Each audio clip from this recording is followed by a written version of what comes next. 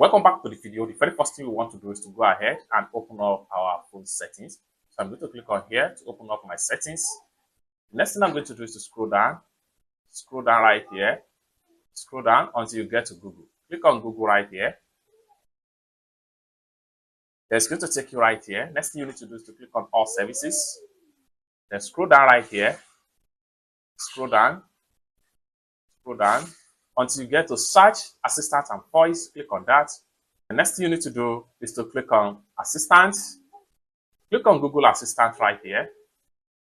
It's going to take you right here. Then scroll down, continue to scroll down until you get to your data in the assistant. Click on that.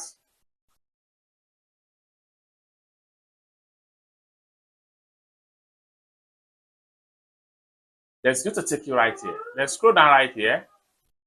Scroll down and make sure you click on assistant activity.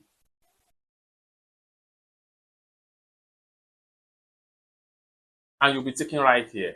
Next thing you can do, you can either auto delete or better still scroll down right here and start deleting them one after the other.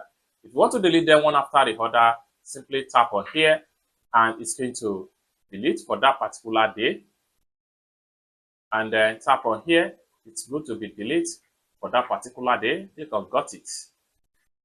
Click on got it, and that one is going to be deleted. If you want to delete everything auto, simply click on auto delete, turn off, and make sure you switch it and make sure you turn it on. You can select the particular date at which you want to delete your search history. I'm going to select 3 months ago, and I'll click on next.